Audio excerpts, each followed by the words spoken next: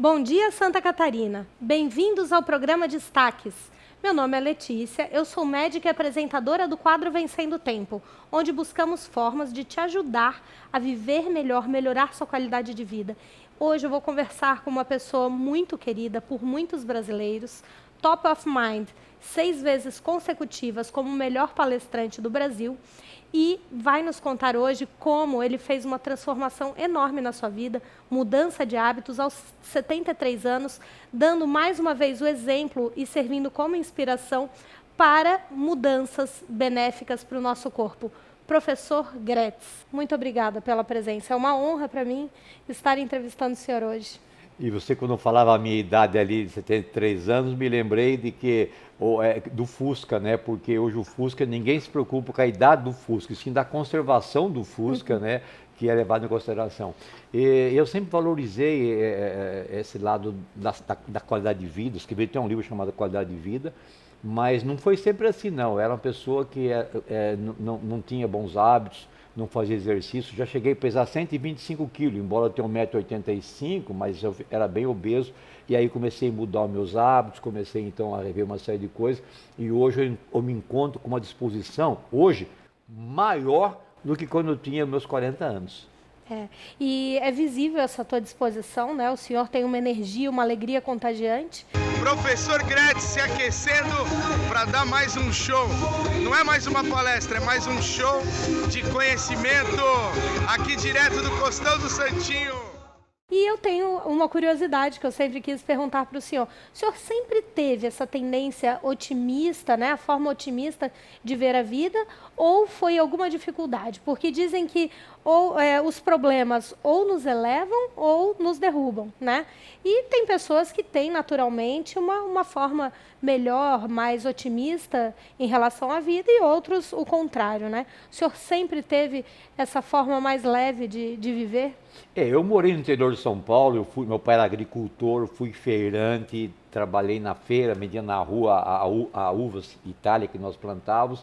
E sempre, doutor Letícia, lá na minha infância, na minha adolescência, na minha juventude, depois fui para São Paulo, comecei a dar aula, eu dava aula em cursinhos, né, que tem lá 500 alunos, 600 alunos, eu sou a aula de história, e fazendo um balanço, sempre eu tive esse entusiasmo. Eu sempre tive, para mim não tem, para mim, por exemplo, o tempo não mexe comigo. Pode chover, fazer sol, vento, nada mexe com o meu humor. Então, esse meu entusiasmo, que é até o título da minha palestra, é praticamente fruto de uma postura que eu venho desde que da minha infância. Eu percebo que eu tenho essa característica. Você, aqui, no mês de janeiro, 28 de janeiro, eu fiz um exame de uma ressonância magnética da próstata e deu um Pyrades 3, que já é quase um pré-câncer.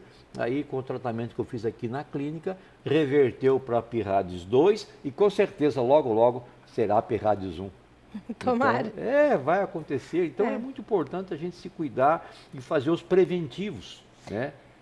O senhor teve uma mudança muito grande, né? Tanto esteticamente, fisicamente, quanto nos seus exames. Eu queria que o senhor contasse para que as pessoas saibam que é possível, né? Mudar, independente se você tem 30, 60, 70 anos, as mudanças são benéficas, né? Conta pra gente qual foi a sua maior mudança da rotina. Foi essa alteração do exame que te inspirou a mudar, porque o senhor é um praticante aí abertamente da prática ortomolecular, né? O senhor gosta dessa área, né? Desse tipo de tratamento? Eu gosto, acredito e recomendo. Agora, nós temos um dever de casa, né? Que temos que fazer. Eu vou contar um pouco o que eu faço. Aquilo que eu escrevo, aquilo que eu falo, eu pratico. Quer dizer, eu caminho uma hora por dia, eu faço alongamentos tipo Pilates, eu faço natação, quer dizer, tudo isso que eu faço me dá então um suporte para que eu possa ter. Eu estou com 82 quilos. A senhora, como médica, sabe que 1,85 m com 82 quilos é corpo do Cristiano Ronaldo, né? O nosso jogador lá de Portugal. Mas tudo isso aí não é fácil, né? Porque a gente precisa ter uma educação alimentar. Eu sou vegetariano desde 92, né? E que isso me ajudou e eu venho então me cuidando. Mas o senhor se adaptou melhor, o senhor se sente melhor sem comer carne? Quando eu parei de comer carne, eu não sofri, foi a minha opção, eu não me entusiasmo, não tenho prazer. A única coisa que eu gosto muito, se você fizer na sua casa um dia, me convide que eu vou aí, é bacalhau. O bacalhau com aquele vinho verde português, de preferência lá na cidade do Porto, porque aí a gente já está no exterior. O peixe o senhor come, então? O peixe eu como. Mas, professor Gretz, nos conte um pouquinho como é a sua rotina, né? O senhor acorda cedo, o senhor pratica exercício de manhã, o que o senhor usa de suplementos? Sim, eu quero dizer que na década de 90, eu cheguei a fazer 210 palestras por ano. Eu vivia muito nos aviões, para cima e para baixo no Brasil, e hoje eu tenho diminuído um pouco as minhas viagens.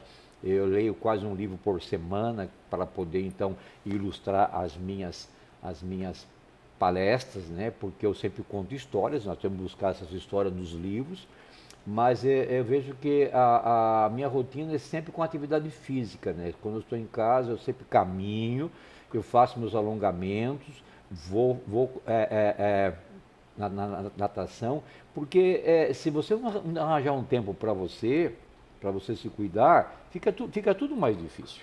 Então eu digo que hoje o entusiasmo, que é até um título que eu uso nas minhas palestras, para conseguir, não é ligar uma chave aqui, tem um dever de casa, que é a atividade física, alimentação saudável, vida equilibrada. O bem mais precioso que você tem, meu amigo, minha amiga, é a família. Quando você está bem em casa, você sai muito mais forte para o seu trabalho. E a última é o equilíbrio mental. Tem 3 coisas que atormentam o ser humano. Excesso de ontem, que gera a depressão, o excesso de amanhã, que exerce a ansiedade, e o excesso de hoje, que dá o estresse. E como é que vamos resolver isso aí? Sobre o ontem, vamos apagar. Quem visita o passado envenena o seu presente. E aí temos que trazer aquele versículo do profeta Jeremias que disse: eu só quero trazer na memória aquilo que me pode dar esperança. O que não me dá esperança eu vou deletar. E o amanhã, deixa acontecer, porque de cada 100 coisas que você imagina, só acontece 5. 95 não acontece. E o hoje? O hoje, que esse estresse, eu uso muito refúgio. Sabe quando você está subindo uma serra do Rio do Rastro, que tem aquele espaço para você parar o carro e tirar fotos? Você tem que achar o seu refúgio. O refúgio pode ser uma leitura, pode ser uma viagem, pode ser... O meu pai chegou a 96 anos. Sabe qual era o refúgio dele? Tocar sanfona. Todo dia às 18 horas ele tocava 3, 4 músicas. Isso prolongou a sua vida. O meu pai começou a escrever livros com 80 anos, escreveu 36 livros. Seu pai era escritor? Sim, também. escritor. Então o senhor teve a quem puxar. E eu escrevi 14, eu falei, pai, será que eu alcanço você com 36? Ele falou, não, você não vai conseguir, não, porque você não tem coisa para escrever, você não tem, tempo. Então, o meu pai plantou 300 árvores do jardim, na frente da praça, árvores de ipê, uma série de árvores, e então, o recado que eu tenho, doutora, para todas as pessoas que estão assistindo é o seguinte: os desafios oxigenam a mente e prolongam a vida. Desafio é fundamental. Na opinião do senhor, então, a parte mental, emocional é que comanda o resto. Que comanda. E aí uma coisa para casar, temos que respeitar o refúgio da esposa. Porque às vezes eu vejo a minha esposa que está sentada num sofá lá no cantinho, eu sei que ela está no refúgio dela. Então, de respeitar. E o casal se dá bem quando um entende o refúgio do outro. Talvez o refúgio do seu marido esteja aí assistir o jogo, e o seu seja numa exposição de orquídea. Então, tem que fazer esse ajuste aí, um entender o refúgio do outro. Mas ache o seu refúgio, porque ali você vai poder, então, equilibrar esse estresse do dia a dia.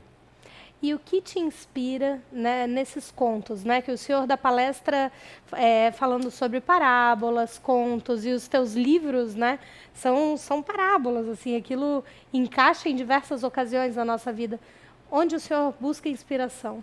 Pois é, tudo tem história, tudo é texto, e texto é tudo. Quer dizer, cada coisa que eu olho, que acontece no meu dia a dia, eu crio uma história e crio um texto.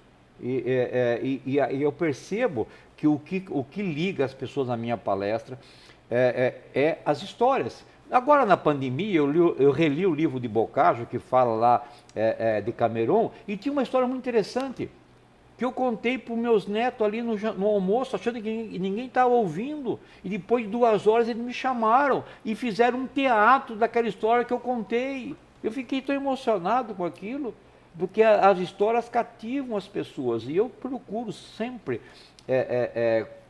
passar para as pessoas histórias, porque na realidade nós temos que estar sempre recordando, porque a vida não é o que a gente viveu, a vida é o que a gente recorda, e como recorda, para contar.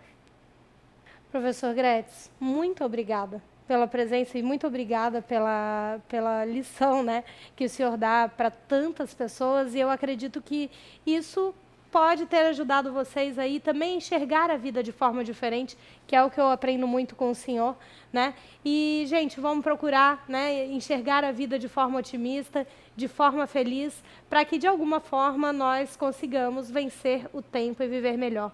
Muito obrigada, professor Gretz. Eu que agradeço que você continue nessa missão, e não se esqueça, o otimista acha que vai dar certo, o entusiasta faz dar certo. São essas pessoas aí que fazem a diferença no atual momento que o Brasil e o mundo está vivendo. Tenha sempre entusiasmo.